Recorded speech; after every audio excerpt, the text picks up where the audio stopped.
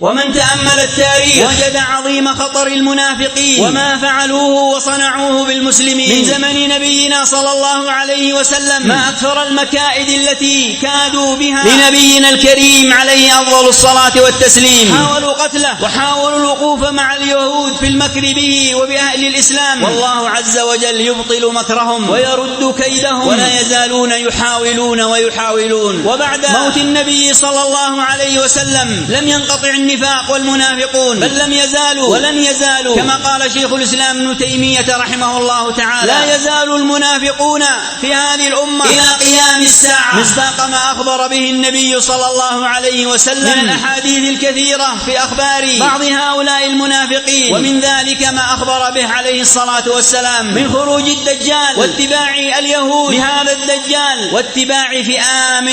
من المسلمين له من الأعراب والنساء ومن على شاكلتهم ممن يتكلمون بألسنتنا ويدينون بديننا، ولكنهم ينسلخون من هذا الدين لأدنى فتنة ولأقل شبهة فيكونون في صف أعدائه وفي كذلك جنود هؤلاء الكافرين أعداء هذا الدين. من قرأ في التاريخ يجد حال هؤلاء الزنادقة الذين مكروا بهذا الدين المكر العظيم. قال حذيفة رضي الله عنه وأرضاه: المنافقون فيكم أشد شرا من المنافقين في عهد رسول الله صلى الله عليه وسلم. قال مالك رحمه الله معلقا على كلام حذيفة: قال: هم الزنادقة في زماننا، إننا لن ننسى ولم ننسى ما فعله القرامطة حين هجموا على بيت الله الحرام وقتلوا من قتلوا من المسلمين بمئات الآلاف، وأخذوا الحجر وسرقوه وأرادوا أن يهدم البيت ويكسروه. إننا لن ننسى ولن ننسى ما فعله هؤلاء المنافقون ومن معهم من الزنادقة وفيهم الرافضة حين وقفوا مع المغول فكانوا سببا في دخول بلاد الإسلام بخيانتهم ومكرهم، حتى قتلوا من المسلمين 1000 أو أكثر، كما ذكر أهل التاريخ والسير كابن كثير وغيرهم رحمهم الله تعالى، يعني أكثر من 1,000,000 نفس، حتى سارت دجلة والفرات بدمائهم فتغير لون هذا النهر فصار أحمرا، ثم هدموا مكتبات أهل الإسلام ورموا